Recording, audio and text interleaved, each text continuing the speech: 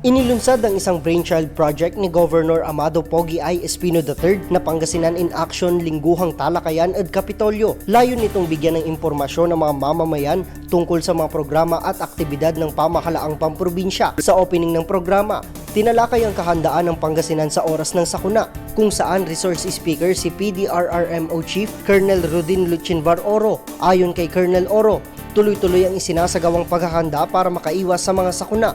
Isa sa mga programang pinapatupad rin ng ating provincial government ay yung disaster risk reduction and mentoring. So itong disaster risk reduction and mentoring, ito po ay isang paggabay sa ating mga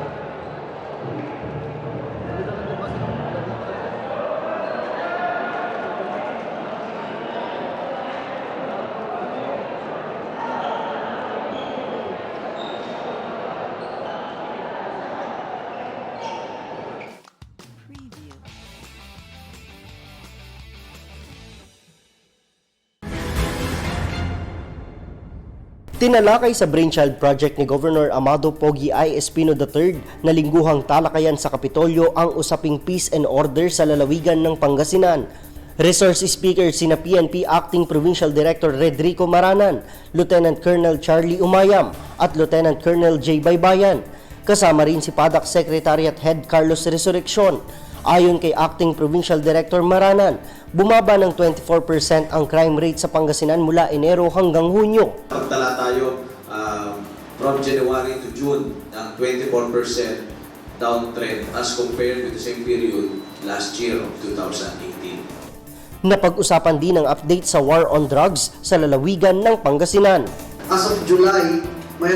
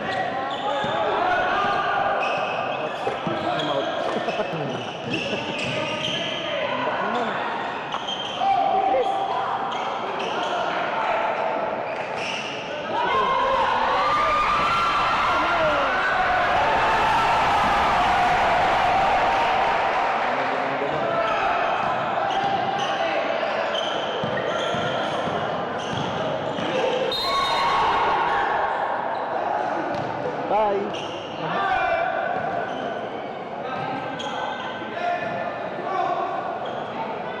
Ne, sandali, huwag may pasin sa akin ah.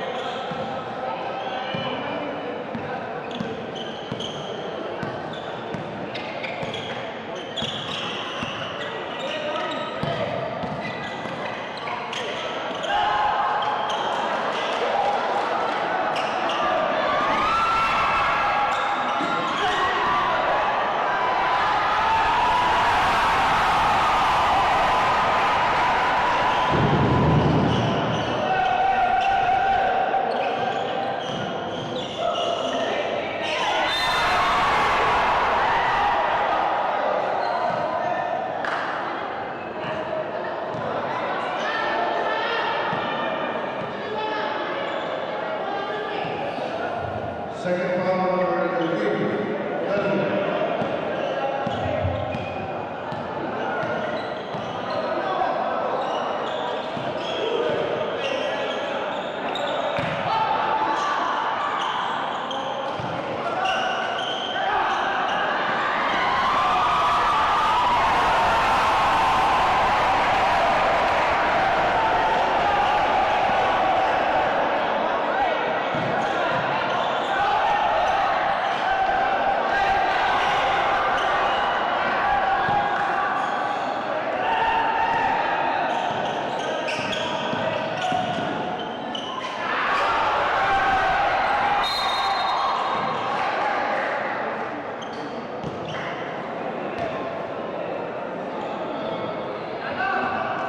Second power,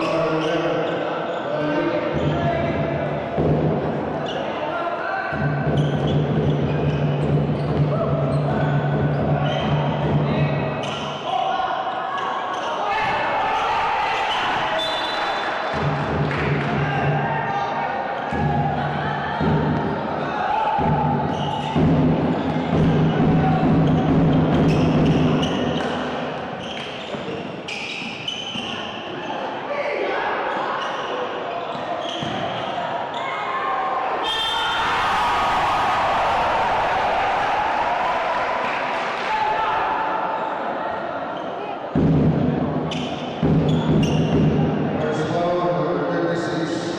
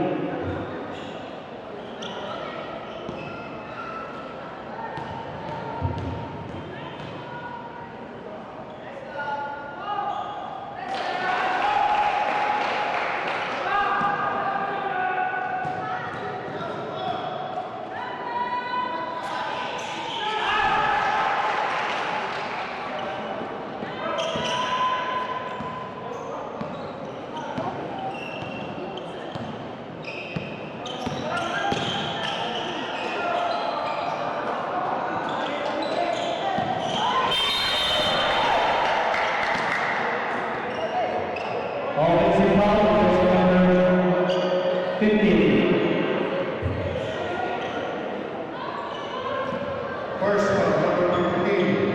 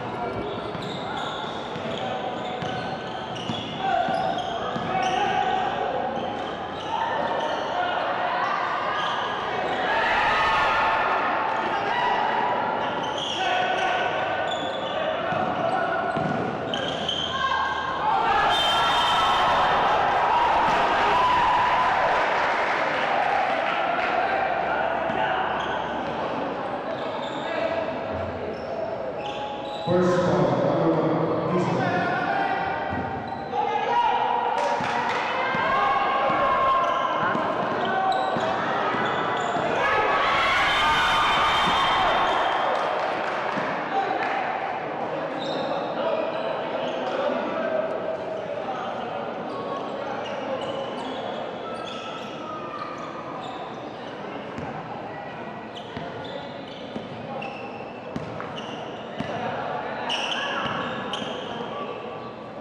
Yan.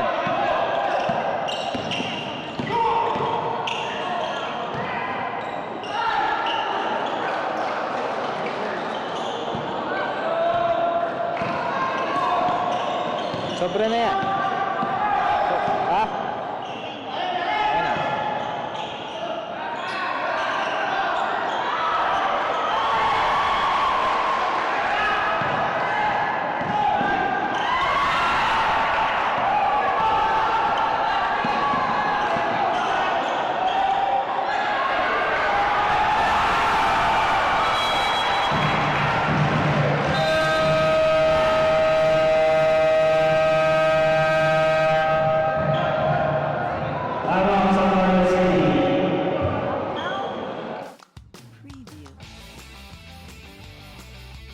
Para sa consumption po ng mga tagapakinig po natin, ano ho ba talaga, anto'y salita tayo, Pangalatok, Pangasinan, or Pangasinense?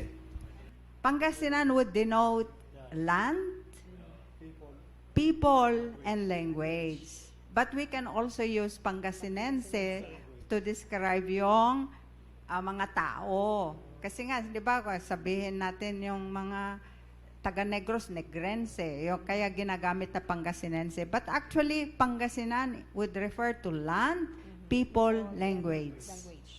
Basta walang Panggalatok. Pangalatok, Basta walang wala Pangalatok, po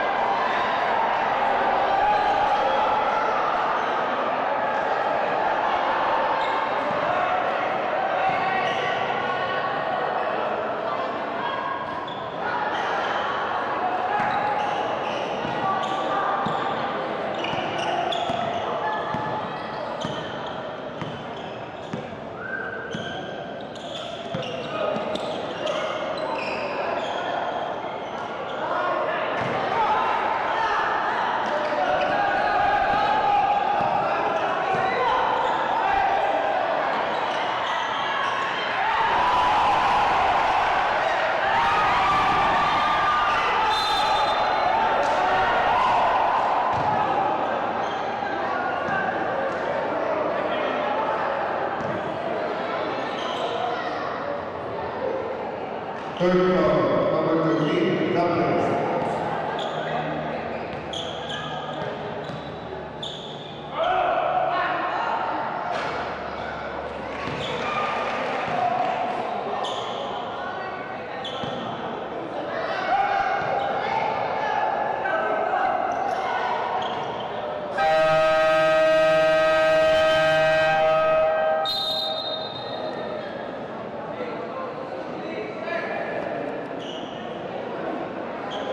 Para sa consumption po ng mga tagapakinig po natin, ano ho ba talaga, anto'y salita tayo, Pangalatok, Pangasinan, or Pangasinense? Pangasinan would denote land, people, and language. But we can also use Pangasinense to describe yung mga tao. Kasi nga, di ba, sabihin natin yung mga taga-Negros, Negrense. Kaya ginagamit na Pangasinense. But actually, Pangasinan would refer to land, people, language. Basta walang Panggalatok. Basta walang Pangalatok. Wala po yan.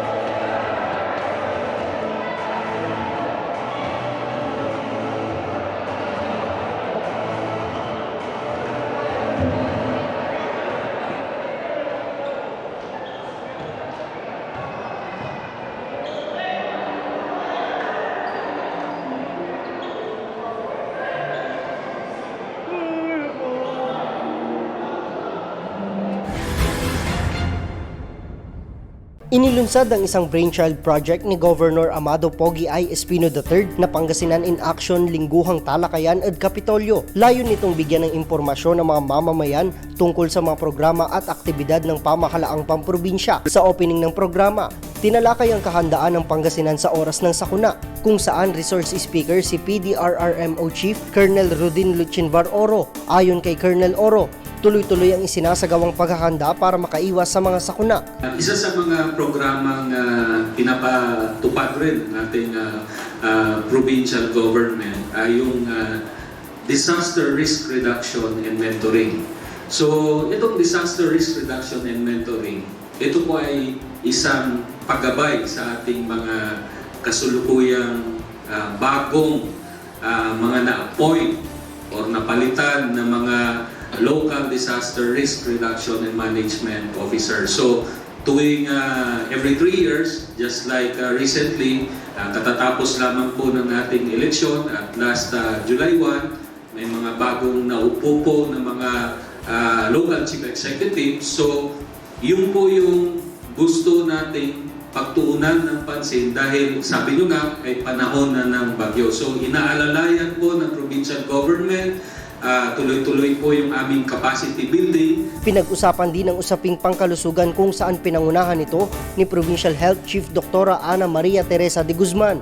Ibinahagi din ni Dr. de Guzman ang pagbaba ng malnutrisyon sa Pangasinan. Noong 2018 ay nagtala ng 1.81% po ng malnutrition rate at ngayong taon, unofficial po ay nasa 1.5 na po kami. So patuloy po na bumababa po ang malnutrition rate sa probinsya po natin, pero yung mga bayan na nabanggit ko po, matataas pa ang malnutrition rate na kaya sila po ay binabantayan po natin. Kasunod nito ang karagdagang impormasyon tungkol sa kahalagahan ng Kalusugan Caravan. Isa pong proyekto na inilunsad ng butihing Gobernador Amado I. Pogi Espino III nung siya po ay nailuklok bilang gobernador natin noong July 2016. At ito po ay unang inilunsad sometime in August 2016. At kung papansinin niyo po, 2019 na ngayon, ay halos mahigit 3 taon na po na pinapatakbo at isinusulong ang Kalusugan Caravan. Ito po ay may tema na pangkalusugang serbisyo organisado ng gobyerno, handog sa inyo. No? Ito po ay may layunin na ilapit po ang mga serbisyong medikal at dental sa mga kababayan po natin sa mga malalayong lugar at handog pa sa salamat na rin ang butihing Gobernador Amado Pogi Espino III dahil nga siya ay dating barangay kapitan at alam niya kung ano ang pulso at pangangailangan po ng ating pong mga kabarangayan. Sina Provincial Information Officer Orpheus Velasco at Aksyon Radio Station Manager Violi Valdez Ferrer ang nagsilbing host ng unang edisyon ng Pangasinan in Action. Mapapakinggan naman ang lingguhang talakayan alas 2 ng hapon tuwing Martes sa official Facebook page ng Provincial Government of Pangasinan. Para sa Capital News TV, Edward Quinto.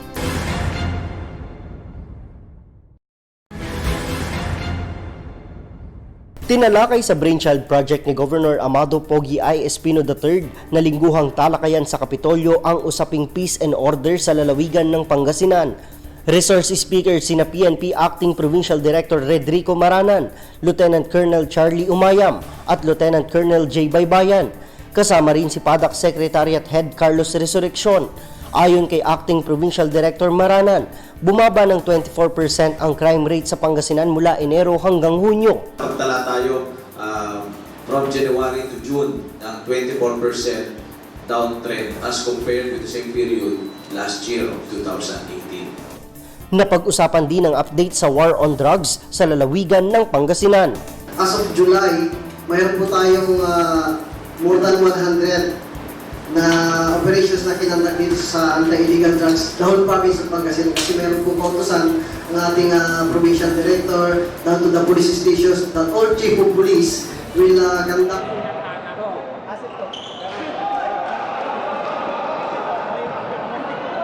Asymptotic, pare, asymptotic.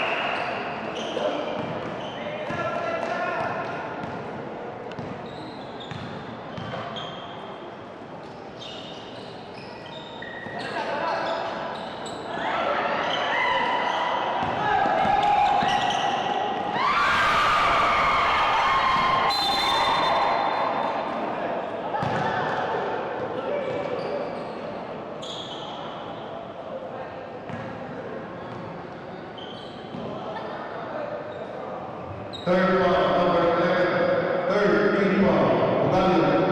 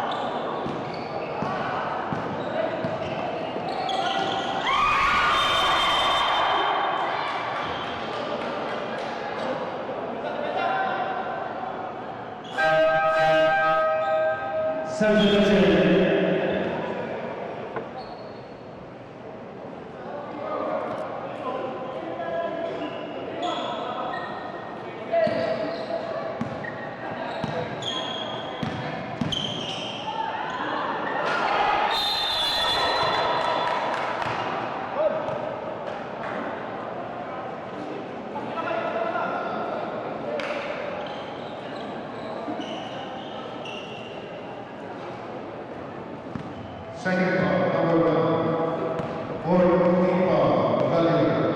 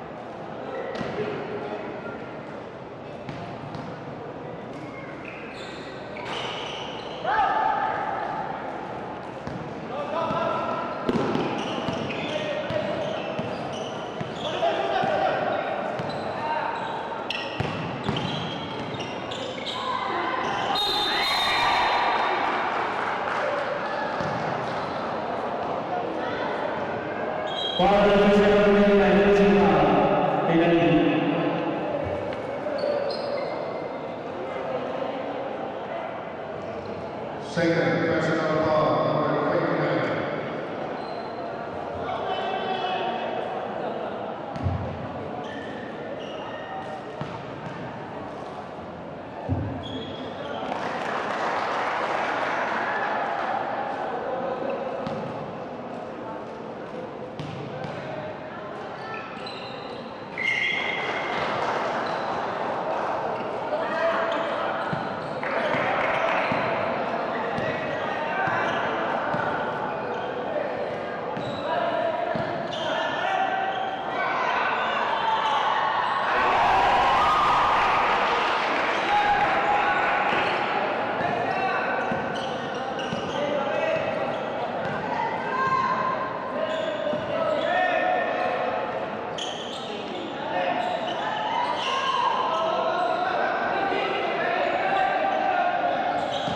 Seven seconds to shoot.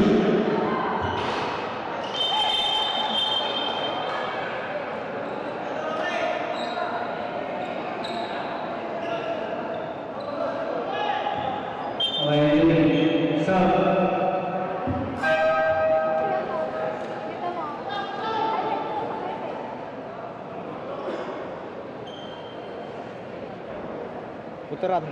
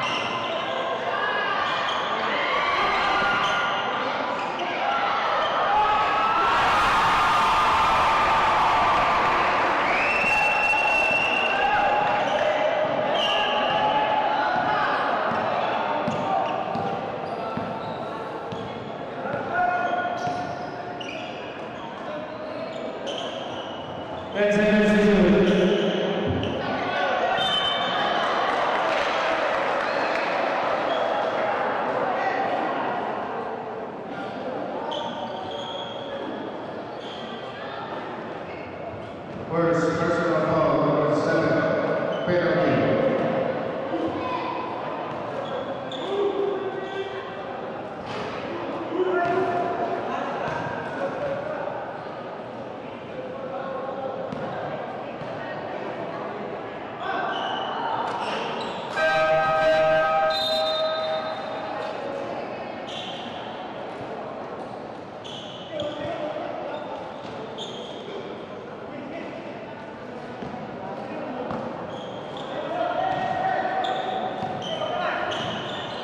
Third quarter na ba ito?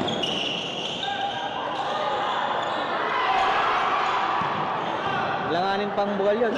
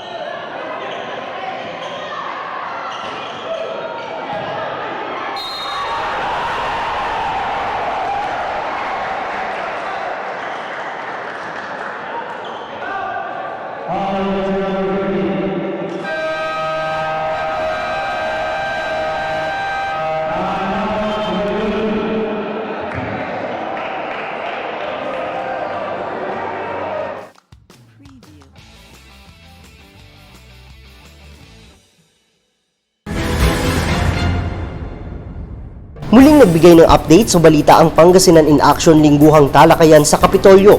Naging usapin sa ikatlong edisyon ng mga programa ng Provincial Social Welfare and Development Office na nakatutok sa pagpapaganda ng kabuhayan ng mga Pangasinense. Resource Speaker si Provincial Social Welfare and Development Office Chief Emilio Samson. Kasama rin ang board member ng 5th District na si Rosary Gracia Chinky Perez Tababa na itinalaga bilang bagong committee chairperson on social services of the Sangguniang Panlalawigan. Ayon kay PSWDO Chief Samson, ginawaran ng Philippine Commission on Women ang probinsya ng Pangasinan ng Gender and Development Local Learning Hub Award dahil sa patuloy nitong pagbibigay suporta sa programang Gender and Development. Last March, pinarangalan po ang ating probinsya ng Pangasinan dahil po sa programa natin on women and children or GAD. No?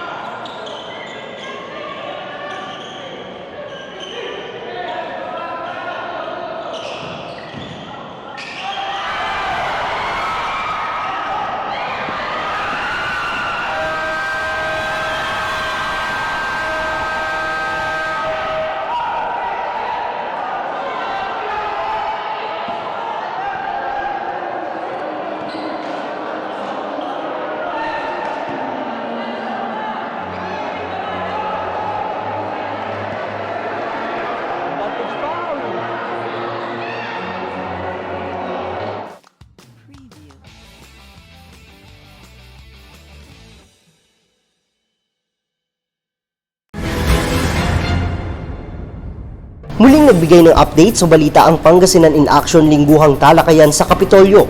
Naging usapin sa ikatlong edisyon ng mga programa ng Provincial Social Welfare and Development Office na nakatutok sa pagpapaganda ng kabuhayan ng mga Pangasinense. Resource speaker si Provincial Social Welfare and Development Office Chief Emilio Samson. Kasama rin ang board member ng 5th District na si Rosary Gracia Chinky Perez Tababa na itinalaga bilang bagong committee chairperson on social services of the Sangguniang Panlalawigan. Ayon kay PSWDO Chief Samson, ginawaran ng Philippine Commission on Women ang probinsya ng Pangasinan ng Gender and Development Local Learning Hub Award dahil sa patuloy nitong pagbibigay suporta sa programang Gender and Development. Last March, pinarangalan po ang ating probinsya ng Pangasinan dahil po sa programa natin on Women and Children or GAD. No? Binigyan po ang parangal ng ating Pangasinan Crisis Intervention Center na ito po yung nagkikater ng mga women and victims of violence against women and children. So, isa po tayo sa mga 7 probinsya at saka bayan out of 54 na binigyan ng parangal. Taong 2006 nang buksan ang Pangasinan Crisis Intervention Center o PCIC. Pinaganda ito noong March 2014 sa panahon ni dating Governor Amado T. Espino Jr.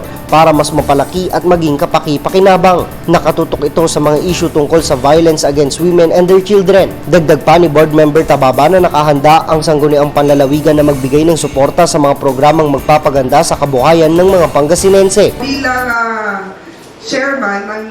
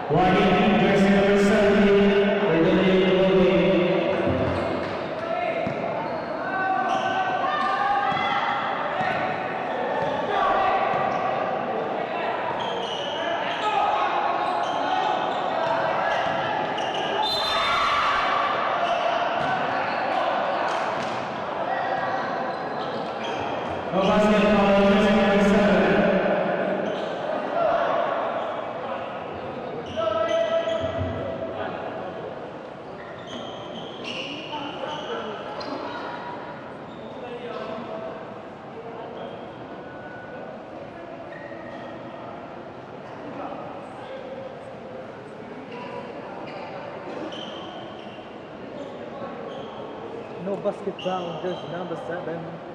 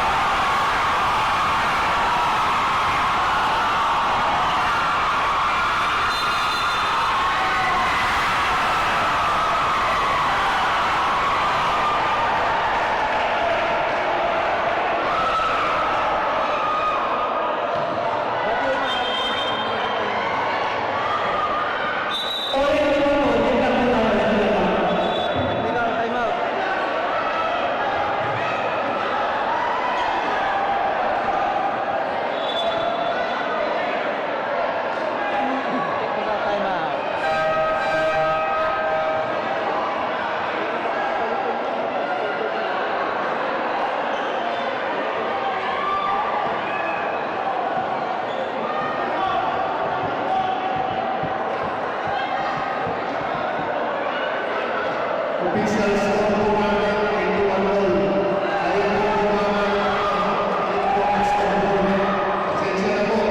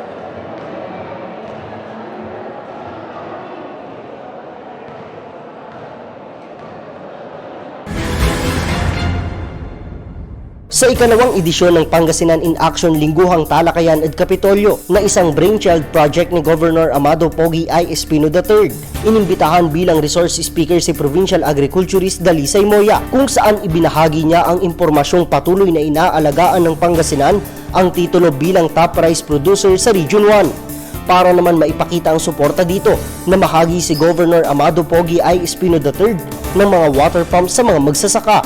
Kung tatanungin mo na ngayon yung ating mga farmers na recipient noon, tamang-tama yung proyektong yun kasi ngayon, konti ang tubig. No? So nagagamit na namin yun ngayon, sabi nila. No? Marami akong nakakausap na mga recipient ng mga farmers na talagang nakikinabang na sa proyektong yun. No? Kasi number one, kasi sa pagtatanim, irrigation eh. There could never be agriculture development without irrigation. Kaya ito sa mga priority projects na tinututukan po ni Governor Pogi at ini-implement naman po ng aming opisina. At hindi kami tumitigil. Kahit ngayong tag-ulan, no, ay nag-i-implement kami ng mga 15 rehabilitation projects. Misyon din ng Office of the Provincial Agriculturist na maging #1 rice producer sa buong bansa. Samantala, resource speaker din ng hepe ng Provincial Employment Services Office na si Alex Ferrer, kung saan binigyang diin sa usapin ang mas pinaigting na dalawang brainchild project ni Governor Amado Pogi I. Espino III na Mobile Skills Training Project at Job Fair on Wheels. Nabanggit ni Manager Ferrer na mayroon ng 4 na training tracks ang provincial government. Plano namang bumili ni Governor Espino para sa dagdag na courses gaya ng scaffolding at industrial sewing. Hindi tayo humihinto sa mga programang makatulong upang bigay ng trabaho at livelihood sa ating mga probinsya. No? Actually, nung in-initiate ni Governor Pogi Espino yung programang Mobile Skills Training Project nung last quarter of 2017, mayroon na tayong 4 na training tracks at saka isang training bus na umiikot sa buong probinsya upang ilapit yung mga opportunities for training at madaling makakuha ng trabaho, makapaghanap ng trabaho ang ating mga province mates. Simula noong Enero, nasa 1,400 Pangasinense na ang nabigyan ng trabaho mula sa mga programang isinulong ng provincial government. Para sa Capital News TV, Edward Quinto.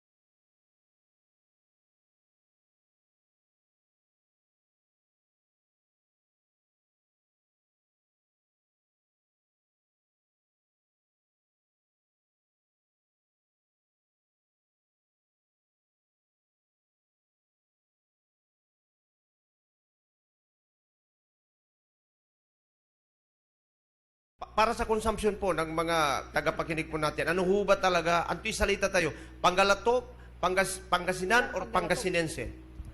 Pangasinan would denote land, people, and language. But we can also use Pangasinense to describe yung mga tao. Kasi nga, di ba, sabihin natin yung mga taga-Negros, Negrense, kaya ginagamit na Pangasinense. But actually, Pangasinan would refer to land, people, language. Basta walang Panggalatok. Basta walang Panggalatok.